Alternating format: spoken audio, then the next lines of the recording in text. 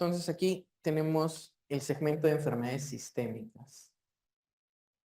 Ahora, ¿a qué nos referimos con enfermedades sistémicas? Nos referimos a enfermedades que tienen mecanismos de acción sistémicos, donde el riñón es uno más de los órganos comprometidos. Entonces son varias enfermedades sistémicas que comprometen la función renal. Pero las que más preguntan, sobre las que más tienen interés, son primero, la causa más frecuente de síndrome nefrótico, que es la enfermedad renal diabética, y de las otras sistémicas, la que tiene la segunda mayor prevalencia es la lúpica. Entonces, estas son las dos que más preguntan de las enfermedades sistémicas. Hay otras, por supuesto, ¿no? Están las artritis reumatoide, enfermedad mixta del tejido conectivo. Todas otras enfermedades que de alguna u otra forma puedan injuriar un órgano y dentro de ellos injuriar el riñón van a entrar en esta categoría, pero son muchas. Y en realidad no las preguntan, preguntan las más frecuentes. Entonces, ¿qué tenemos de la enfermedad renal diabética y de la nefropatía lúpica? Entonces, la enfermedad renal diabética es un fenómeno progresivo. Con el tiempo se va injuriando el riñón. Generalmente, ¿cuánto es el tiempo? Es prolongado. Se dice que al menos requiere de unos 5 a 10 años, 10 en los scores que estiman la probabilidad de beneficio de biopsia para encontrar diagnósticos de enfermedad renal diabética, para que haya sido tiempo suficiente como para que sean producidos los fenómenos lesivos contra el riñón, al menos 10 años. Y como es una enfermedad sistémica, así como ha lesionado el riñón, lesiona otros órganos en su curso. El órgano de mayor interés es uno de los que se lesiona primero, que es la retina, ¿no? Produce retinopatía diabética, que suele ser concurrente con la aparición de la enfermedad renal diabética. Ahora, ¿cómo son los mecanismos de lesión? Bueno, los mecanismos de lesión están relacionados, como todas las demás cosas, a la hiperglicemia. Pues la hiperglicemia comienza a alterar de manera directa y de manera indirecta los tejidos renales. De manera directa comienza a alterar la membrana basal glomerular y de manera indirecta comienza a aumentar la tasa de filtración glomerular, porque la glucosa se reabsorbe por los transportadores de sodio, de glucosa de sodio, los SGLT. Entonces, cuando hay mayor transporte de glucosa a nivel renal, hay mayor reabsorción de esto. Y como esta viaja con el sodio a través de los SGLT, esto limita la llegada de sodio al túbulo. ¿Y qué pasa con esto? Activa los mecanismos de feedback. Cuando el túbulo siente que no le llega suficiente sodio, se cierra y genera hipertensión glomerular para que aumente toda la filtración de sodio que se pueda. Este aumento de la filtración es el motivo por el que el paciente tiene hiperfiltración al principio y por los que el tratamiento está basado en los medicamentos que disminuyen la presión intraglomerular, la hipertensión glomerular. No, vamos a ponerle hipertensión intraglomerular. No, ahí están los IECA, los ARA, los SGLT tipo 2. Todos estos fármacos, su principal mecanismo de acción es disminuyendo la hipertensión intraglomerular y así evitan que el riñón filtre cosas que no debe, como proteínas, que con el tiempo lo van injuriando, al igual que la glucosa va injuriando sus tejidos y va haciendo que estos lleguen a un fenómeno de esclerosis. Una esclerosis que se va a agradar, ¿no? Según una clasificación histológica. Al principio la clasificación histológica en la categoría grado 1, solamente vamos a ver que va a haber un engrosamiento de la membrana basal glomerular. Luego vamos a ver que va a haber proliferación en los estadios 2 con la aparición de la microalbuminuria. Algunas clasificaciones lo subdividen en 2A si la afectación es focal y 2B si la afectación es leve y 2B si la afectación es severa. Con lo que también va empeorando la albuminuria hasta que al llegar al estadio 3 se hace macroalbuminuria. Este estadio 3, la fibrosis y la esclerosis, se acumula en segmentos concéntricos, los denominados nódulos de Kimmelstel-Wilson, que son nódulos acelulares, Paz positivo. ¿Son los únicos agentes causales de la enfermedad nodular? No. Pero por mucho tiempo se han considerado patognomónicos, pero no son los únicos agentes de enfermedad nodular. También se pueden producir por los depósitos de inmunoglobulinas, por amiloidosis y otras patologías. Es más, esta es una que frecuentemente se tiene que hacer el diferencial de lesión nodular con la nefropatía diabética, para lo que se utiliza el rojo común. Y a medida que va avanzando la esclerosis, esta llega a un estadio severo de una esclerosis avanzada. Con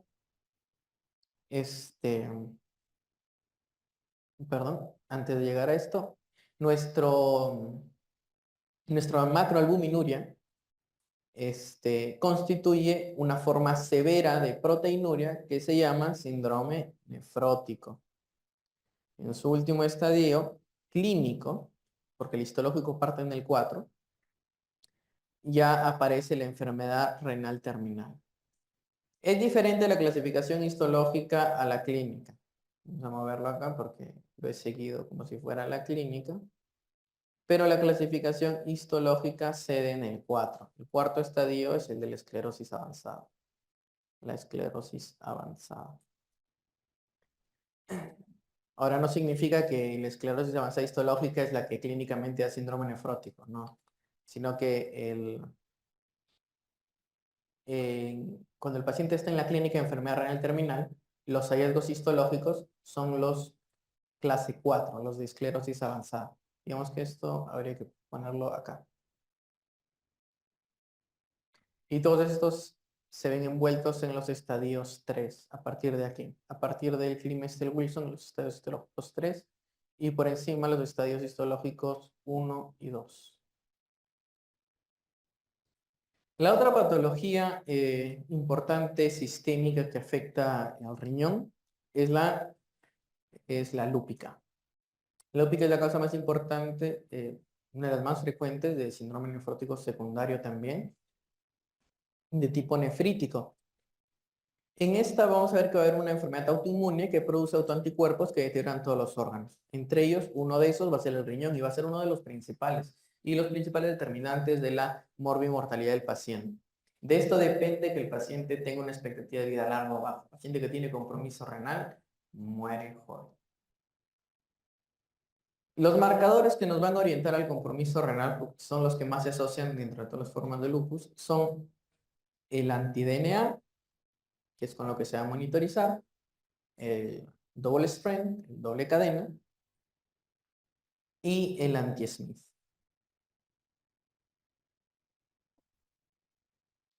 Ahora, estos autoanticuerpos, a medida que vayan deteriorando el glomérulo, van a ir manifestándose como un síndrome nefrítico. Va a tener hematuria, que generalmente va a ser microscópica y va a ser obviamente glomerular, sea con dismórficos, acantocitos y cilindros. Estos cilindros típicamente pueden ser telescopados, o sea, de todo tipo, y va a cursar con cierto grado de proteinuria y disminución de la función renal, ¿no? Un fracaso renal. Ahora, hay una clasificación histológica de esta progresión que va a estar relacionada a su avance y compromiso de los tejidos. No siempre el lupus agrede los mismos tejidos. Y es por eso que, a diferencia de la enfermedad diabética, donde es un solo curso de enfermedad, en el lupus, según el tejido comprometido, se va a hablar de una clasificación de lupus distinta, que va a tener un pronóstico y un tratamiento distinto. Habrá segmentos que sean de mayor relevancia, con un peor pronóstico y un tratamiento más agresivo, y habrá segmentos de menor relevancia con un pronóstico más favorable. Aquí, ¿qué tenemos? Tenemos el estadio 1 o el mesangial mínimo. Tenemos el estadio 2 o el mesangial proliferativo. Vamos a tener el estadio 3 o nefropatía lúpica focal. El estadio 4, bueno, la clase 4, estas se llaman clases, o la nefropatía lúpica difusa. Vamos a tener la clase 5 o la enfermedad membranosa. Este es un tipo de membranoso secundario, por supuesto. Y la clase 6, que es la más, que es en la que terminan todas, porque es la de esclerosis avanzada. Este es un paciente que literalmente ya está en RCT. Entonces, estas formas limitadas al mesangio son de leve impacto en la función renal. Por lo tanto, su tratamiento no está determinado por el compromiso renal, sino por los síntomas extrarrenales. Según el paciente requiera tratamiento para los síntomas extrarrenales, le darán tratamiento, no por causa renal. No es indicación de que tenga mesangial proliferativa darle corticoterapia. Si lo es, que tenga anemia hemolítica, que lo tenga trastornos cutáneos. Serán los síntomas extrarrenales los que determinarán el tratamiento. Por la parte renal, solo ver como manejo conservador, antiproteinúricos, antihipertensivos, nada más. Estas formas, las 3 y 4, son las más severas, las denominadas proliferativas. Cuando la proliferación es focal o difusa, o sea, menos del 50%, más del 50% de los tejidos. Y estas son las que sí van a requerir un tratamiento inmunosupresor. Generalmente va a ser un tratamiento combinado, basado en corticoides, ciclofosfamida y otros fármacos, como micofenolato, anticalcineurínicos, belimumab. Son combinaciones de fármacos que se ofrecen según las características del paciente y según las contraindicaciones de cada fármaco, ¿no? Por ejemplo, ¿no? La ciclofosfamida se acumula y produce esterilidad, entonces evitarás darle a un paciente que ya le has dado un ciclopepio de ciclofosfamida, a un paciente que tiene planes de natalidad, que lo vas a esterilizar, ¿no? Los anticalcineurínicos no se pueden utilizar en pacientes con función de menos de 45, así que si tu paciente pasó esta línea ya no es una opción. Y así todos tienen indicaciones y contraindicaciones, según los cuales se van eligiendo. La membranosa tiene su propio esquema y es similar a las membranosas primarias, así que tiene su propia línea de tratamiento como membranosa, generalmente también basada en corticoides más otro fármaco. Y la esclerosante ya no recibe tratamiento inmunosupresor, porque ya no hay nada que rescatar. Solo recibe tratamiento de soporte, terapia de sustitución renal. Entonces, como verán, el tratamiento es diferente según la biopsia. Por eso generalmente estas patologías se biopsian. Y se biopsian con criterios mínimos. O sea, apenas la proteinuria en 24 horas sea mayor de 500, ya se biopsia. Apenas se encuentre signos sugestivos de compromiso renal, sea hematuria, cilindruria, activo, no biopsias. Apenas ves que el paciente está haciendo una falla renal sin causa clara, no biopsias. Entonces con esto vamos viendo qué tenemos. Dice, ¿cuál es la alteración inicial de la nefropatía diabética? Ya decíamos que sube la glucosa y la glucosa produce hiperfiltración. Y la hiperfiltración lleva a la albuminuria, la proteinuria, el síndrome nefrótico, la fibrosis y la falla renal. ¿Cuál es el factor predictor más importante de la nefropatía diabética incipiente? Uno de los factores predictores más importantes es la proteinuria. Y la proteinuria, la que primero se presenta es la albuminuria. Entonces el factor predictor más importante aquí será la microalbuminuria. Mujer de 46 años, diabética, hace 5 meses presenta orina espumosa. Sea sospecha diabética con sospecha de pérdida de proteínas, pensar en enfermedad renal diabética. Encima tiene edemas, está normotensa, tiene edemas, la proteinuria es baja, 30 miligramos en 24 horas. ¿Qué grupo de medicamentos deberías utilizar para prevenir la aparición de proteinuria? Pues antiproteinúricos. ¿Qué opciones tenemos de antiproteinúricos? ¿Cuáles son los antiproteinúricos que tenemos? Uy, acá están, antiproteinúricos. Tenemos los inhibidores del RA. IECA, ARA. En estudios gruesos, ninguno es mejor que otro. Cosas finas, hay estudios que demuestran ligera mayor potencia de los ARA sobre los YECA. Y luego está el tema de las complicaciones, pues, ¿no? Los YECA dan problemas, dan tos, se dializan. Los ARA no tienen estos inconvenientes, ni dan tos, ni son dializables. Tenemos anticalcineurínicos, digo, bloqueadores de canales de calcio. Pero los no dihidropirimidina, esos, que son el verapamilo y el diltiazem. Estos son los que tienen efecto antiproteinúrico, no los otros. ¿Qué tenemos? Tenemos espironolactona, inhibidor del receptor de aldosterona. Espironolactona, espironolactona. ¿Qué más tenemos de antiproteinúricos? SGLT tipo 2. Mecanismo, disminuye la hipertensión intraglomerular. ¿Qué otra cosa tenemos como antiproteinúricos? Tenemos también agonistas pero no esteroideos. O sea, hablamos de los MRI. El campeón, la finerenona. Entonces, estas son las opciones que tenemos para ofrecer al paciente. Entonces, de estos de aquí, bloqueadores de canales de calcio podría ser, pero tendrían que especificarlos. Beta bloqueadores no son una opción. Los YECA o los ARA, nos ponen los dos, qué chistosos. ¿Qué podría ser? La verdad, cualquier cosa. Pero acá tienden a poner a los ARA, porque hay ligera ventajas ante los YECA. Pero en la práctica les doy cualquiera de los dos. ¿Qué más tenemos por acá? Dice, paciente mujer de 20 años de edad con tiempo de enfermedad de 6 meses, caracterizado por artritis, cosas raras, edema, orinas espumosas más de 3 meses, sospechoso de Crohn. Encima con edemas y al examen 10 miligramos por decilitro de Dios sabe qué. Eritema malar, derrame pleural y proteínas. Cilindros granulosos, signos de lesión estructural.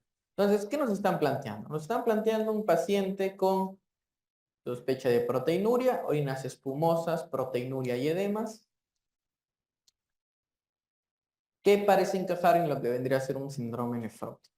Ahora, los síndromes nefróticos, es cierto, las lúpicas son típicamente nefríticos, pero también entran en la categoría de nefróticos. Estos síndromes glomerulares, lo que hay que estudiar son las etiologías. Y las etiologías las basamos en los perfiles clínicos. ¿Es pediátrico? No. ¿Es adulto mayor? No. ¿Tiene componente infeccioso? No. ¿Tiene componente inmunológico? Sí. ¿Qué componente inmunológico tiene? Tiene artritis, tiene eritema, tiene pleuritis. De estas etiologías que nos ofrecen, ¿qué podrían ser? Esta es la pluma. Ah, también está la pluma. Síndrome nefrítico es una opción, claro. Glomerulonefritis por artritis reumatoide no es frecuente. Generalmente, para que una artritis reumatoide tenga una glomerulonefritis, tienes que tener muchas décadas de tratamiento y con ciertos fármacos. como las sales de plata y otros. Así que no es lo típico. Rápidamente progresiva. Lo único que tiene, que no tiene, que me haría pensar en una rápidamente progresiva es la rápida progresión, o sea, falla renal. Es lo primero que tiene que tener un paciente para que sospeche rápidamente progresivo. Y luego IRA, es lo que acabo de decir que no tiene. Entonces estamos entre síndrome nefrítico, o sea, cualquier cosa, y síndrome nefrítico con nombre. ¿Qué será? Un síndrome nefrítico con nombre. Una lúpica. ¿Qué más tenemos? Dice, varón de 45 años, asintomático, acude para evaluación de función renal. Tiene historia de hipertensión, sin tratamiento, también es diabético, poco tiempo. Al examen está hipertenso, ya lo sabíamos. Dice depura lo justo, más de 90, no está en crónico. Proteinuria está patológica, más de 500. No es significativa, más de gramo, no es rango nefrótico, más de 3.5. ¿Cuál es el fármaco de elección? Tenemos un diabético de poco tiempo que ya está haciendo proteinuria. ¿Qué tenemos que darle? Un antiproteinúrico. ¿Qué decíamos? Yecas, aras, verapamilo C, espironolactona, finerenona y SGR de tipo 2. Solo hay yeca. Mujer de 47 años, diagnosticada hace 10 años con diabetes. Está en el tiempo para que haga lesiones renales. No presenta sintomatología y otras complicaciones excepto hace 3 meses. ¿Sí? No presenta, no presenta sintomatología de otras complicaciones, excepto que hace 3 meses le diagnostican de retinopatía, que suele aparecer concurrente con la nefropatía. ¿Qué prueba solicitaría pensando en inicio de nefropatía? ¿Qué es lo primero que se encuentra? Una microalbuminuria. A ver, muchachos, déjenme ver. Terminamos estas preguntas y como ya estamos en 7:20, creo que vamos a pasar directamente a las preguntas. Ya, y la demás la siguiente sesión. Escolar de 7 años presenta hipertensión arterial, edema palpebral, hematuria, proteinuria leve. ¿Qué nos llama la atención? Hipertensión, hematuria, dosaje de complemento bajo, componente nefrítico, antecedente de faringitis, infeccioso en tiempo. ¿Cuál es el diagnóstico más probable? Una posinfecciosa. ¿Qué más tiene? 46 años con historia de diabetes. Hace 5 meses presenta sospecha de proteinuria y edemas, que ya me dicen que vaya a ser significativo con hipoalbuminemia. No está hipertensa, tiene edemas otra vez, tiene proteinuria pequeña, 30 miligramos al día. ¿Qué grupo de medicamentos debe usarse para evitar la aparición de proteinuria? Beta bloqueadores no son, IECA sí son, ARA también, canales de calcio. Esta es la misma pregunta que la pasada. Y ya habíamos dicho que la CONAREM está obsesionada con los ARA.